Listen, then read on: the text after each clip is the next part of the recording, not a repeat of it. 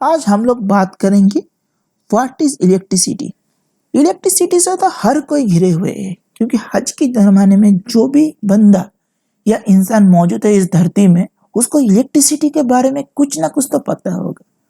But doubt यहाँ पर आता है कि व्हाट इज इलेक्ट्रिसिटी, या इलेक्ट्रिसिटी को जनरेट कैसे करते हैं, इलेक्ट्रिसिटी एक्चुअल में क्या होता है। इसके बारे में बहुत सारी इंसान या स्टूडेंट को कंफ्यूजन आता है, उसके बारे में आज हम लोग डिस्कस करने वाले हैं। Let's get started. So hey guys, मैं आपका दोस्त भाविन इलेक्ट्रिकल में आप सबका बहुत बहुत स्वागत है। इलेक्ट्रिसिटी के बारे में जानने से पहले हम लोग इसका इस्तेमाल के बारे में, यूजेस के बारे में जानते हैं। देखिए, आज के जमाने में हम लोगों के आसपास जो भी इक्विपमेंट है, डिवाइस जो टेक्नोलॉजी से जुड़े हुए हो, और हर एक इक्विपमेंट जो है वो इलेक्ट्रिसिटी से ही चलता है। जैसे घरों की अगर मैं बात करूँ तो घरों में जो भी अप्लायंसेस यूज होता है, जैसे AC, TV, fridge, refrigerator, microwave, washing machine, हर एक में इलेक्ट्रिसिटी का प्रयोग होता है। मेडिकल साइंस की बात करूँ तो मेडिकल साइंस में जो MRI स्कैन हो गया, CT स्कैन हो गया, ECG हो गया, वेंटिलेशन हो गया, या तो मॉनिटरिंग डिवाइस जिससे पेशेंट को नजर रखा जाता है, वो भी इलेक्ट्रिसिटी से ही चलता है। यानी कि एक तरह से इलेक्ट्रिसिटी आज के दिन में जो इंसान का लाइफ जो इतना ज्यादा बढ़ चुका है, उसके वजह से भी इलेक्ट्रिसिटी कहीं ना कहीं पर हम लोग के लिए बहुत बड़ा वरदान है। अगर स्पेस की बात करें तो स्पेस में भी इलेक्ट्रिसिटी बहुत ज्यादा इस्तेमाल होता है। स्पेस में जो भी डिवाइस, जैसा सैटेलाइट में जो कम्युनिकेशन होता है, उसमें जो डिवाइस चलता है वो भी इलेक्ट्रिसिटी से चलता है। उसकी वजह से वहां पर सोलर पैनल नॉर्मली लगाया जाता है, जिससे इलेक्ट्रिसिटी प्रोड्यूस होता है।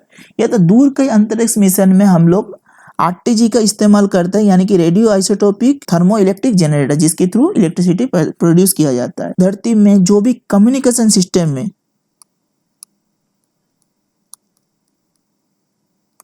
वो भी इलेक्ट्रिसिटी से ही चलता है, जैसा मोबाइल, टेलीफोन, टीवी, ये सब इक्विपमेंट जो होता है, वो कम्युनिकेशन जो होता है वो इलेक्ट्रिसिटी से ही चलता है। या जो सर्विस हम लोग यूज करते हैं, जैसा मेल हो गया, जो बड़ा बड़ा सर्वर चलता है, जैसा यूट्यूब आप वॉच कर रहे हो, यूट्यूब भी एक सर्वर से कनेक्टेड है जो इलेक्ट्रिसिटी से ही चलता है। अगर इलेक्ट्रिसिटी नहीं रहेगा तो ये सब कुछ पॉसिबल नहीं है।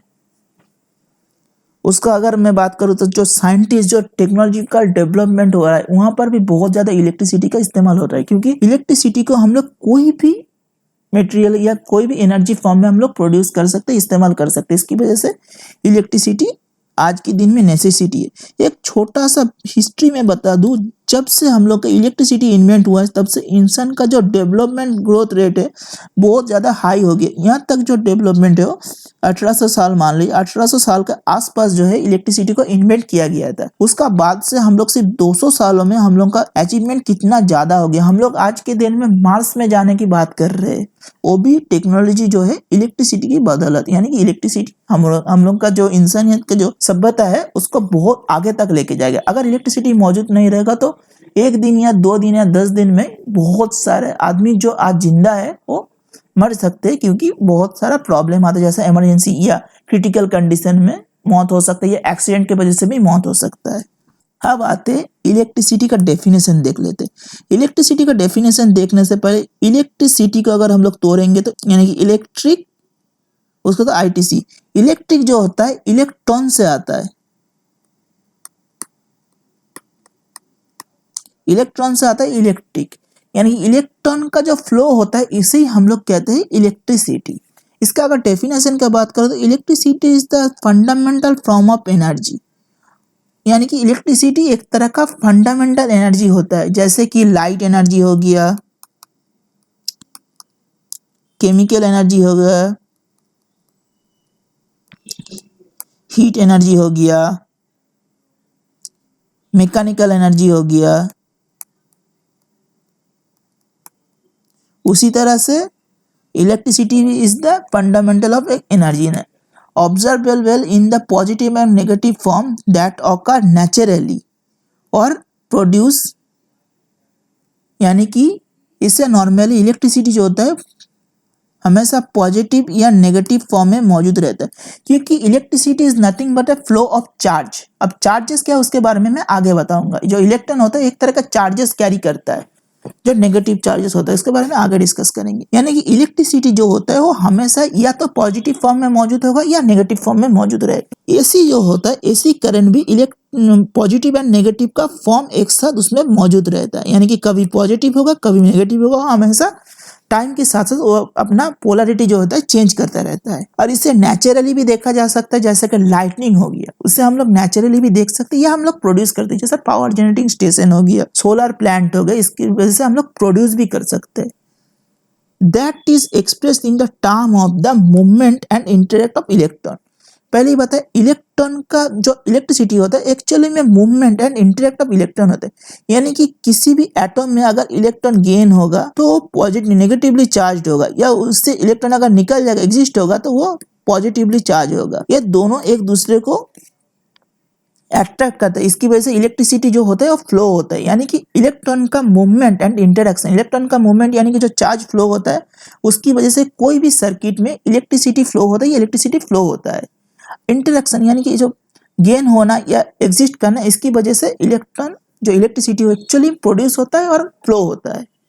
इसके वजह में आगे डिस्कस करेंगे। यहाँ पर मैं एक इलेक्ट्रिकल वायर लिया हूँ। यहाँ पर जो वायर देख रहे हैं यहाँ पर दो मटेरियल से बना रहता है। नॉर्मली यहाँ पर जो कोड देख रहे हैं ये होता है पीवीसी इंसुलेटर। हो सकता है पीवीसी की जगह कोई और मटेरियल जैसा रबर हो गया, जैसा फ्लेक्सिबल वायर में भी पीवीसी रहता है, उसमें ज्यादातर रबर ज्यादा रहता है, पीवीसी कम रहता है। बट हम लोग के घरों में जो वायरिंग के लिए इस्तेमाल होता है उसमें नॉर्मली पीवीसी ज्यादा रहता है, और वायर का बहुत ही हल्का सा जो व्हाइट कलर का आप लोग एलिमेंट देखते हैं वो नेचुरली रबर होता है, क्योंकि रबर बहुत अच्छा गुड इंसुलेटर होता है। इसका अंदर आपको, अगर आप एक वायर को छीलेंगे तो आपको वहां पर एक मेटल का कंडक्टर कोर मिलेगा। जो मेटल कंडक्टर होता है नॉर्मली या तो कॉपर से बना हुआ रहता है, अदरवाइज एल्युमिनियम से बना हुआ रहता है। अगर इसको आप माइक्रोस्कोपिक व्यू से देखेंगे तो यहाँ पर आपको एक मॉलिक्यूलर स्ट्रक्चर देखने को मिलेगा। ये जो मॉलिक्यूलर स्ट्रक्चर है वो नॉर्मली एटम से बना हुआ रहता है। एटम होता है एक कोई भी मटेरियल का सबसे छोटा सा हिस्सा, जिसमें उसका जो एक कॉपर का जो प्रॉपर्टी हो वो एटम में भी मौजूद रहता है। अगर एटम को आप तोड़ेंगे तो उसमें आपको कॉपर का कोई प्रॉपर्टी देखने को नहीं मिलेगा। एक एटॉमिक स्ट्रक्चर इस तरह से बना हुआ रहता है। यहाँ पर जो कोर हिस्सा देख रहे हैं इसको हम लोग कहते हैं न्यूक्लियस, और उसके आसपास जो भी रोटेट कर रहा है इसे हम लोग कहते हैं इलेक्ट्रॉन। इलेक्ट्रॉन ये हमेशा ही रोटेट करता रहता है। यहाँ पर मैं 2D मॉडल में दिखाई हूँ, एक्चुअली में यहाँ पर 3D में रोटेट होता है। इसके बारे में बहुत बड़ा टॉपिक है तो इसके बारे में मैं आज डिस्कस नहीं करूंगा। तो सेंटर में जो होता है यहाँ पर प्रोटॉन एंड न्यूट्रॉन मौजूद होता है, और इलेक्ट्रॉन ऑर्बिट करता है आउटर, इसको हम लोग ऑर्बिट कहते हैं, इसमें ऑर्बिट करता रहता है। अब देखिए ये जो तीन एलिमेंट है ये है फंडामेंटल सब atomic particle.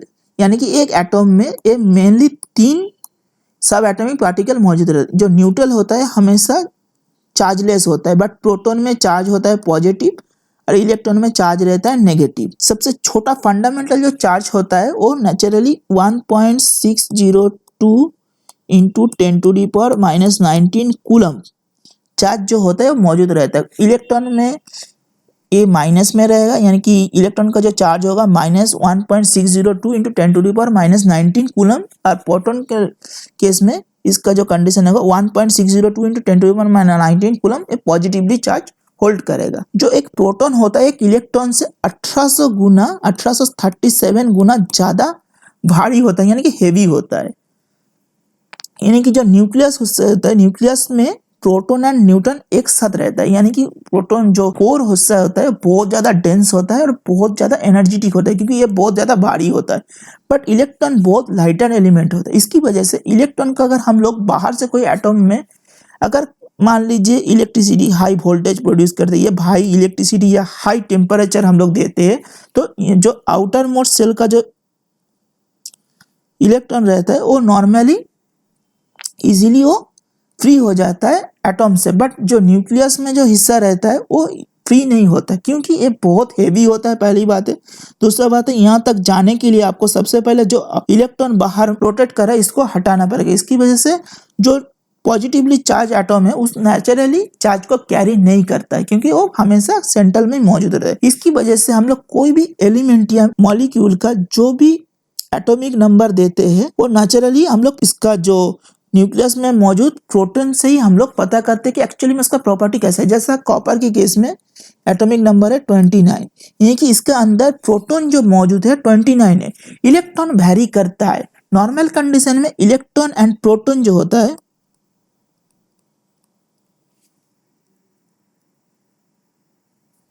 Proton and electron जो होता है इक्विवेलेंट कंडीशन में यानी कि सेम रहता है। बट अगर कोई एग्जिस्टिंग स्टेट में पहुंच गया तो इलेक्ट्रॉन नॉर्मली फ्री हो जाता है, यानी कि तभी इलेक्ट्रॉन का जो नंबर है कॉपर की केस में यहाँ पर प्रोटॉन जो होता है उसका नंबर ज्यादा होता है इलेक्ट्रॉन से, तभी हम लोग कहते हैं पॉजिटिवली चार्ज एटॉम या पॉजिटिवली चार्ज पार्टिकल। अगर प्रोटॉन का नंबर इलेक्ट्रॉन से कम होगा तो उसे हम लोग कहते हैं नेगेटिवली चार्ज एटॉम या पार्टिकल। यानी कि ये दोनों कंडीशन हो सकता है। वहां पर आप एक चीज नोटिस कीजिए, जो पॉजिटिव होता है, पॉजिटिव या प्रोटॉन होता है वो मूव नहीं कर रहा, उसका जो वो कांस्टेंट है, बट इलेक्ट्रॉन यहाँ पर मूवमेंट कर रहा है। इसी की वजह से इलेक्ट्रिसिटी जो प्रोड्यूस होता है हमेशा फ्लो ऑफ इलेक्ट्रॉन ही होता है। वहां पर जो फ्लो होता है वो इलेक्ट्रॉन ही फ्लो कर सकते हैं, क्योंकि न्यूक्लियस एक तो बहुत ज्यादा हेवी होता है और दूसरा बात है वो सेंटर में मौजूद होता है, डेंस होता है। इसकी वजह से प्रोटॉन एंड न्यूक्लियस जो होता है वो चार्ज को कैरी नहीं कर पाता। नेचुरली इलेक्ट्रॉन लाइटर एलिमेंट होने की वजह से, आउटर सेल में होने की वजह से वो इजीली या तो एक्सचेंज हो सकता है इजीली, या तो चार्ज को कैरी कर सकता है। यहाँ पर आप एक फंडामेंटल लॉ देखिए, दो सेम चार्ज एक दूसरे को रिपेल करता है और अपोजिट चार्ज एक दूसरे को अट्रैक्ट करता है। एक फंडामेंटल लॉ ऑफ अट्रैक्शन है। इसको अगर मैं यहाँ पर अप्लाई करूँ तो अब देखिए, जब इलेक्ट्रॉन कोई भी एलिमेंट जो होता है या मटेरियल होता है वो उसमें बहुत सारा एटॉम होता है, जो एटॉम होता है एक दूसरे के बहुत ही आसपास मौजूद रहता है। उस कंडीशन में मान लीजिए ये इलेक्ट्रॉन तो रोटेट कर रहा है, इलेक्ट्रॉन रोटेट करते करते जब दोनों इलेक्ट्रॉन आसपास आ जाएगा तो लॉ ऑफ अट्रैक्शन की वजह से एक दूसरे को रिपेल करेगा। तो क्या होता है, जो इलेक्ट्रॉन जो होता है जिसका एनर्जी जो बाइंडिंग से न्यूक्लियस से कम होता है वो इजीली बाहर एग्जिस्ट कर जाएगा। इसे हम लोग कहते हैं free electron. In case of metal जिसमें इलेक्ट्रॉन नॉर्मल कंडीशन में आउटर सेल में आपको 1, 2 या 3 इलेक्ट्रॉन मिलेगा, उस कंडीशन में कोई भी एलिमेंट वो हमेशा अपना लास्ट ऑर्बिट में 8 इलेक्ट्रॉन पूर्ति करने की कोशिश करेगा। बट मेटल केस में यहाँ पर 1, 2, 3 है, वो अगर 8 लेने जाएंगे तो बाहर से उसको 5 इलेक्ट्रॉन अलग से लेना पड़ेगा। इससे अच्छा वो 1, 2, 3 इलेक्ट्रॉन वो छोड़ के वो अपना पुराना ऑर्बिट जो उसमें पहुंच जाएगा, उससे वो इक्विवेलेंट कंडीशन में पहुंच जाएगा। इसकी वजह से यहाँ पर जो भी मेटल रहता है उसमें नेचुरली 1, 2 या 3 इलेक्ट्रॉन आउटर सेल में मौजूद रहता है। जैसा एल्युमिनियम के केस में 3 हो गया, आयरन के केस में 3 हो गया, कॉपर के केस में 1 हो गया। इस तरह से मेटेरियल जैसा सोडियम के केस में, लिथियम के केस में 1 हो गया। इसी तरह से जो मेटल है वो इजीली इलेक्ट्रॉन को फ्री कर देते हैं, यानी कि चार्ज कर देते हैं। ये जो फ्री इलेक्ट्रॉन है एक्चुअली में यही चार्ज कैरी करता है कोई भी मटेरियल में, यानी कि जो भी कंडक्टर है उसमें फ्री जो इलेक्ट्रॉन होता है बहुत ज्यादा होता है एज कम्पेयर टू इंसुलेटर। इसकी वजह से वो इजीली इलेक्ट्रॉन को एक साइड से दूसरी तरफ हम लोग ले जा सकते हैं। जैसे यहाँ पर मान लीजिए इस तरह से कंटिन्यूअसली होता रहेगा और बहुत सारा फ्री इलेक्ट्रॉन एक मटेरियल में मौजूद रहता है, जिसकी वजह से वो एक कंडक्टर में बदल जाता है। यहाँ पर मैं एक कॉपर मॉडल लिया हूँ। कॉपर में जो इलेक्ट्रॉन होता है वो 2, 8, अल्ट्रा एंड 1 होता है। सो यहाँ पर आप लोग देख सकते हैं एक इलेक्ट्रॉन इजीली इसको एग्जिट करके और इजीली इसका जो कंडीशन है पूरा कर देता है। इसकी वजह से कॉपर बहुत अच्छा कंडक्टर मटेरियल होता है, क्योंकि ये इलेक्ट्रॉन को बहुत इजीली छोड़ सकता है। यहाँ पर मैं एक छोटा सा इलेक्ट्रिसिटी का वर्किंग प्रिंसिपल दिखाया हूँ। यहाँ पर एक बैटरी मौजूद है और यहाँ पर एक कॉपर प्लेट मौजूद है। यहाँ पर मैं एक स्विच लगाया हूँ, बल्ब लगाया हूँ। इन नॉर्मल कंडीशन बैटरी जो होता है उसमें यहाँ पर इस तरफ आपको नेगेटिवली चार्ज, यानी कि यहाँ पर इलेक्ट्रॉन जो है बहुत ज्यादा है और यहाँ पर प्रोटॉन ज्यादा है, यानी कि इसमें इलेक्ट्रॉन जो होता है कम है। ऐसा नहीं कि नहीं होता है, बट बहुत ही कम रहता है। इन कंडीशन में जो इलेक्ट्रॉन है इस ट्रैक से जाते जाते यहाँ पर जाके रुक जाएगा, क्योंकि यहाँ पर आपका जो आगे का रास्ता है बंद है। इसकी वजह से जो लाइट है ग्लो नहीं हो पा रहा है।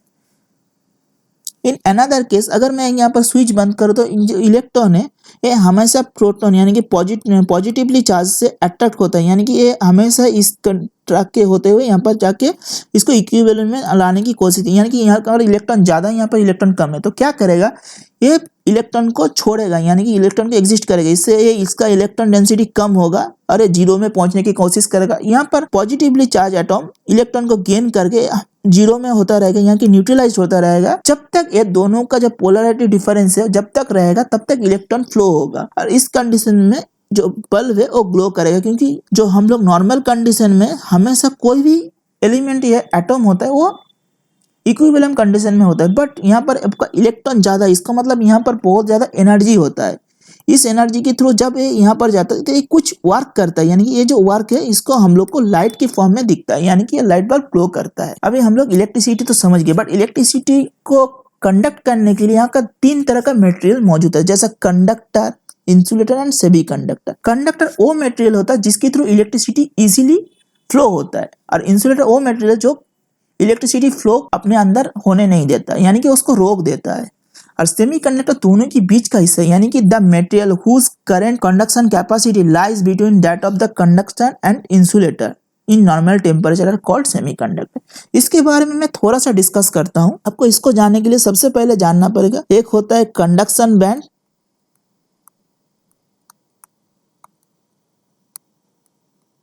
और एक होता है वैलेंस बैंड।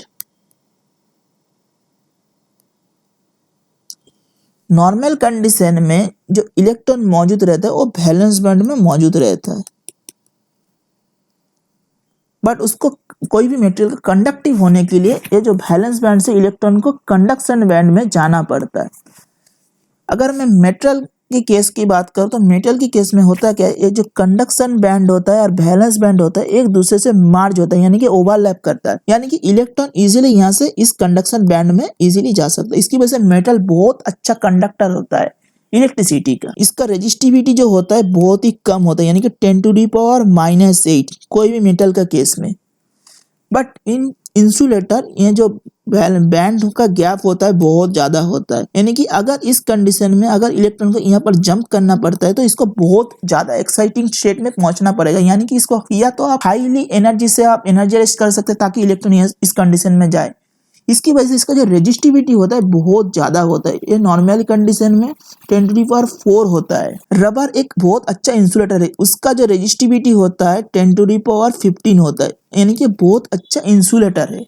उसको भी कुछ कंडीशन में कंडक्टर में कन्वर्ट किया जाता है, बट उसमें बहुत ज्यादा एनर्जी की जरूरत पड़ता है, यानी कि नॉर्मल कंडीशन में इंसुलेटर एज ए इंसुलेटर ही इस्तेमाल किया जाता है।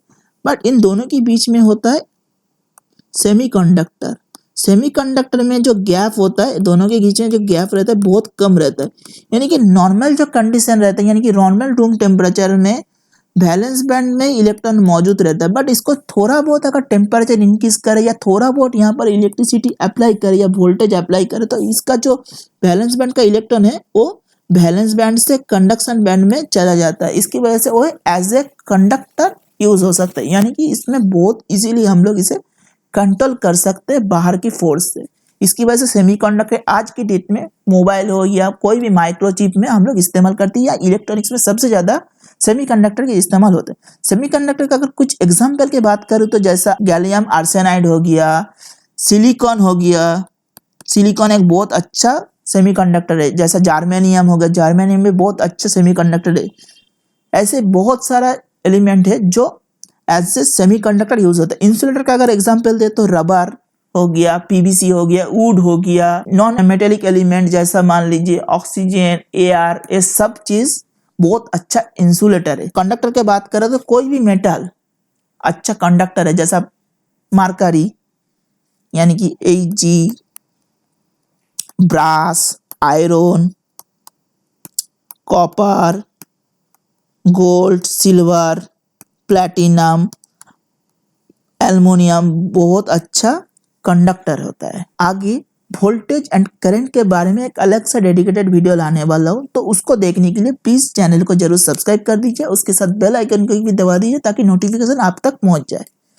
मेरा यहाँ पर आपसे एक क्वेश्चन है, क्वेश्चन ये है यानी कि इलेक्ट्रिसिटी को हम लोग डायरेक्ट तो इस्तेमाल नहीं करते, डायरेक्ट हम लोग या तो उससे हीट एनर्जी लेते हैं, या तो लाइट एनर्जी लेते हैं, या केमिकल एनर्जी लेते हैं, या मैकेनिकल एनर्जी लेते हैं। जैसे मैकेनिकल एनर्जी का अगर एग्जांपल दूं तो फैन एक बहुत अच्छा मैकेनिकल एग्जांपल है, जो नॉर्मल लाइट होता है। तो इलेक्ट्रिसिटी जब हम लोग डायरेक्ट इस्तेमाल नहीं करते तो हम लोग क्यों इलेक्ट्रिसिटी को इतना ज्यादा प्रायोरिटी देता है कोई अलग सा एनर्जी सोर्स के? इसके बारे में अगर कोई भी जानकारी हो तो प्लीज कमेंट सेक्शन में जरूर बताइए। देखते हैं आप में से किसको पता है इसका आंसर, आप लोग जरूर आंसर दीजिएगा।